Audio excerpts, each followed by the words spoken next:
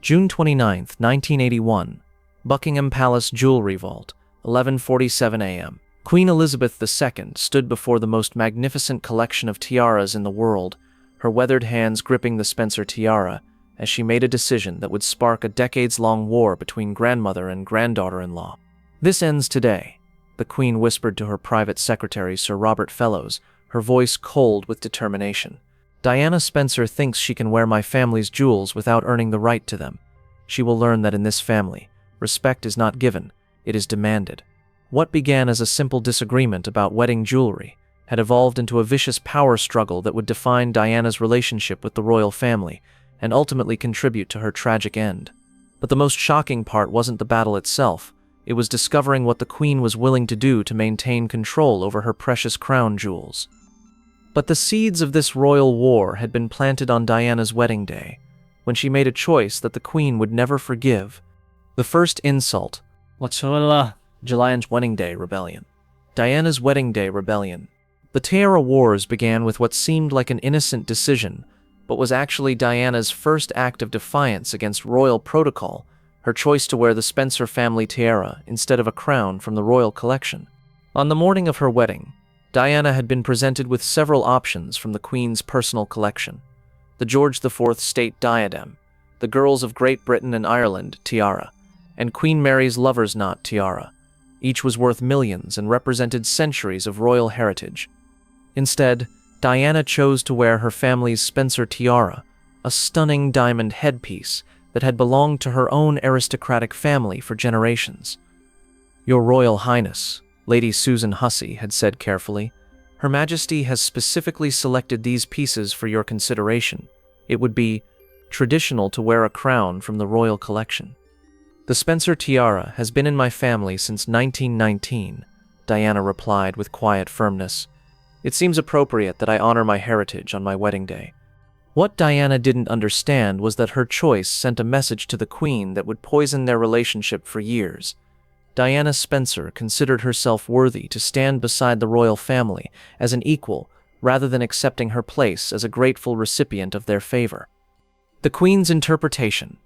From Elizabeth's perspective, Diana's choice was an act of breathtaking arrogance. By wearing her family's tiara, instead of accepting a royal crown, Diana was essentially declaring that the Spencer bloodline was equal to the House of Windsor. "She refuses to acknowledge her place," the Queen confided to Prince Philip after the wedding. "She acts as though marrying Charles makes her our equal rather than our subordinate." "Perhaps we should have chosen a bride from a less prominent family," Philip replied. "The Spencers have always been independent." "Independence is one thing," Elizabeth said with steel in her voice, "but Diana needs to learn that in this family, I decide who wears what and when." Don't miss this shocking revelation, how the Queen began her psychological warfare. The systematic humiliation. 1982-1985. Elizabeth's strategic campaign. Following Diana's wedding day insult, Queen Elizabeth began a systematic campaign to establish her dominance over Diana through the careful control of jewelry privileges, particularly tiaras, which symbolized royal status and hierarchy. The exclusion strategy. The Queen's first move was to exclude Diana from major tiara-wearing occasions, citing various protocol reasons that effectively prevented her from displaying her royal status through jewelry. State dinners that would normally require Diana to wear a tiara were suddenly deemed family-only affairs, where the Queen, Princess Anne, and Princess Margaret would appear in magnificent headpieces, while Diana was relegated to simple jewelry. "I don't understand why I can't attend tonight," Diana complained to Charles after being excluded from yet another state occasion. "I'm the Princess of Wales." "Mother feels you need more time to understand royal protocol," Charles replied with his typical emotional detachment. "These things take time." What Diana didn't know was that Elizabeth was deliberately limiting her access to tiara-wearing opportunities to send a message about power and hierarchy within the royal family. The jewelry lectures. When Diana was allowed to wear tiaras, the Queen would subject her to lengthy education sessions about the history and significance of each piece, emphasizing that they were loans, not gifts, and could be revoked at any time. "This is the lover's knot tiara," Elizabeth would explain with cold formality. "It belonged to Queen Mary, then to me. You will wear it tonight as a representative of this family's heritage, not as a personal ornament. These sessions were designed to remind Diana that she was a temporary custodian of royal jewels, rather than someone with inherent right to wear them. The public humiliation. Most devastatingly, the Queen began making public comments about Diana's jewelry choices that were clearly intended to establish dominance. At a 1983 state banquet, when a photographer complimented Diana's tiara, the Queen loudly interjected, "Yes, we've lent Diana some lovely pieces from the collection. She's still learning which jewels are appropriate for which occasions." The use of "we've lent" and "she's still learning" was calculated to diminish Diana's status in front of international dignitaries and media. You won't believe how Diana began fighting back. The counter-strike. 1985-1987, Diana's jewelry rebellions. As Diana gained confidence and public support, she began developing sophisticated strategies to challenge the Queen's jewelry dominance and assert her own status as Princess of Wales. The Spencer Collection Strategy. Diana's first major countermove was to begin wearing Spencer family jewelry to major events, essentially bypassing the Queen's control over royal pieces by relying on her own family's collection. She would appear at important occasions wearing Spencer tiaras, necklaces, and brooches, accompanied by public statements about honoring her family's heritage, a direct challenge to the Queen's insistence that royal events required royal jewelry. "If Her Majesty feels that I haven't earned the right to wear the royal collection," Diana told her friend Sarah Ferguson, "then I'll wear my own family's jewels and remind everyone that the Spencers have been British nobility longer than the Windsors have existed." The public sympathy campaign. Diana also began subtly highlighting the Queen's jewelry restrictions in interviews, presenting herself as a humble daughter-in-law, trying to honor royal traditions, while being blocked by unreasonable protocols. When asked about her jewelry choices, Diana would say things like, "I'm still learning about which pieces are considered appropriate. The Queen has been very educational about the significance of each item in the collection." The word educational was delivered with just enough emphasis to suggest condescension, while maintaining plausible deniability about any criticism. The media manipulation. Most strategically, Diana began coordinating with fashion magazines and jewelry experts to publish articles about her jewelry choices that subtly criticized the Queen's restrictions.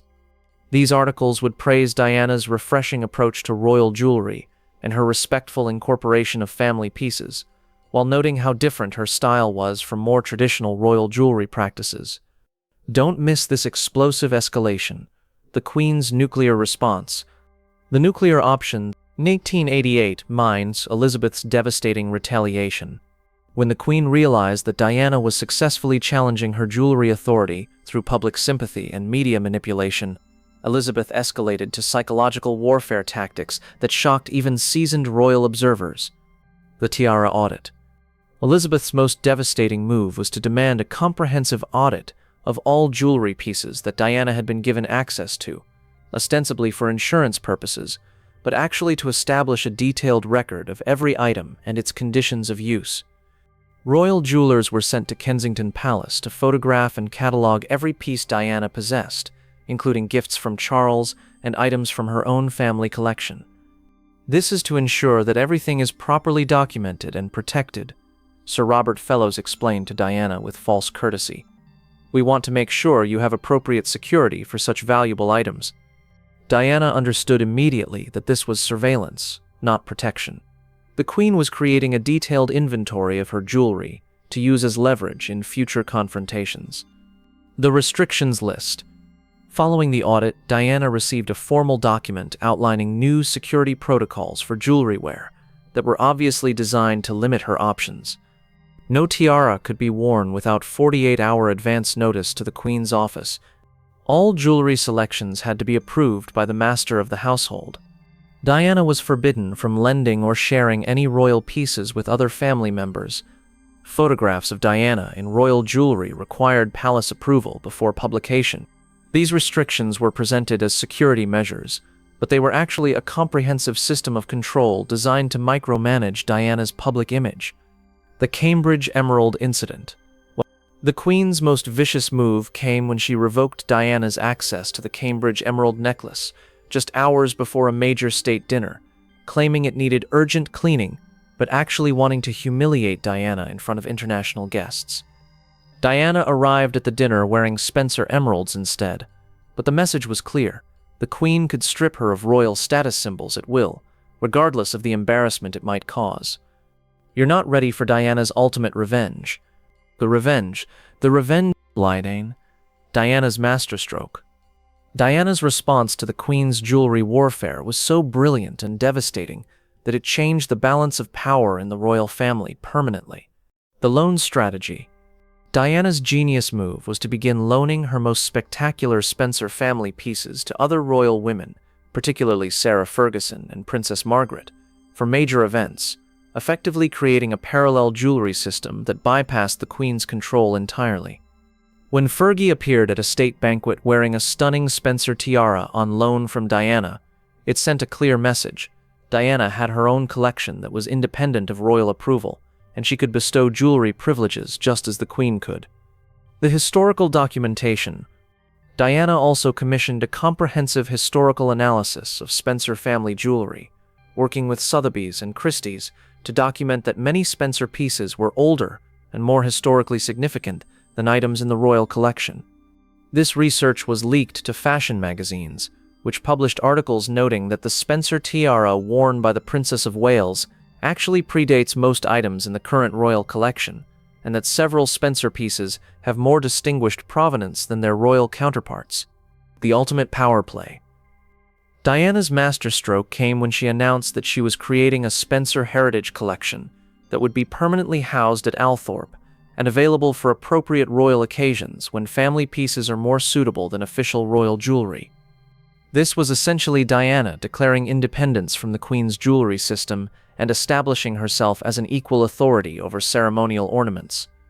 The Queen was furious, but she couldn't object without appearing petty and controlling in public.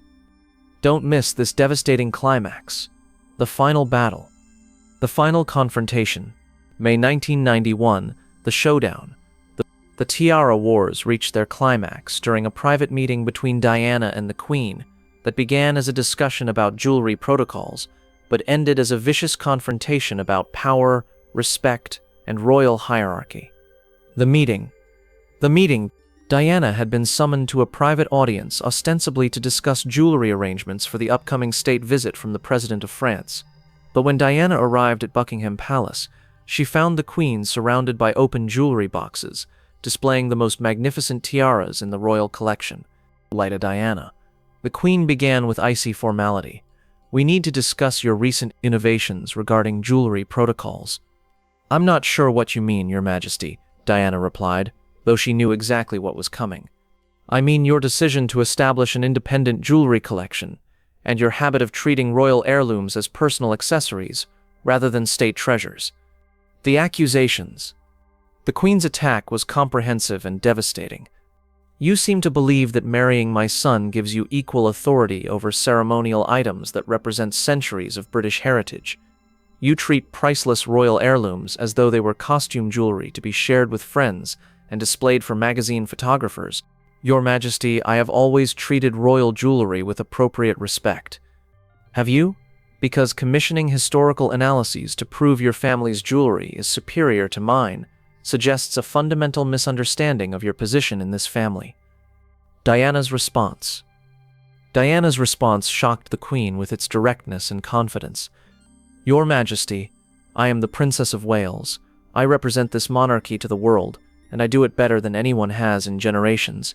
The British people love me, the international community respects me, and the press follows my every move. Your popularity is temporary. My effectiveness is permanent. And if you want me to continue representing this family successfully, you'll treat me with the respect I've earned, rather than the condescension you think I deserve.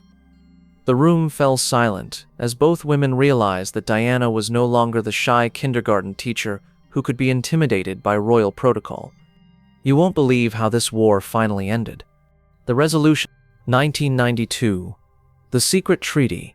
The TIARA Wars ended not with victory or defeat, but with a secret agreement that fundamentally changed the balance of power between Diana and the Queen. The negotiations. Following their confrontation, Both women realized that continued warfare would damage the monarchy more than either of them. Through intermediaries, they began negotiating a jewelry protocol that would give Diana unprecedented independence while maintaining the Queen's ultimate authority. The agreement. The final deal was remarkably sophisticated. Diana would have unrestricted access to a designated subset of royal jewelry, including 3 specific tiaras that would be considered her pieces for the duration of her marriage. The Queen retained veto power over jewelry choices for the most significant state occasions. Diana could wear Spencer family jewelry to any event without palace approval. Both women would consult with each other before making any public statements about jewelry choices or protocol. The victory. While the agreement appeared to be a compromise, it actually represented a stunning victory for Diana. She had forced the Queen to negotiate as an equal and won formal recognition of her independence in matters of personal style and family heritage.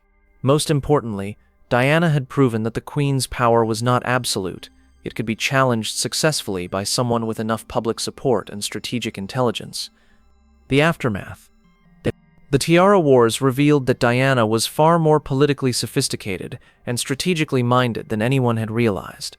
Her systematic challenge to the Queen's jewelry authority was actually a broader campaign to establish her independence and equality within the royal hierarchy. The conflict also exposed the Queen's insecurity about her authority and her willingness to use petty psychological warfare to maintain control over family members who threatened her dominance. Most significantly, the war established a new precedent within the royal family. Future generations would understand that royal protocol was not sacred law, but negotiable tradition that could be challenged and modified by those with sufficient power and public support. When Diana died in 1997, she was buried wearing jewelry from both collections, royal pieces that acknowledged her status as Princess of Wales, and Spencer heirlooms that honored her independence and family heritage. The woman who had dared to challenge the Queen over tiaras had won something more valuable than jewelry. She had won recognition as an equal rather than accepting treatment as a subordinate. Some wars are fought with armies, others are fought with accessories.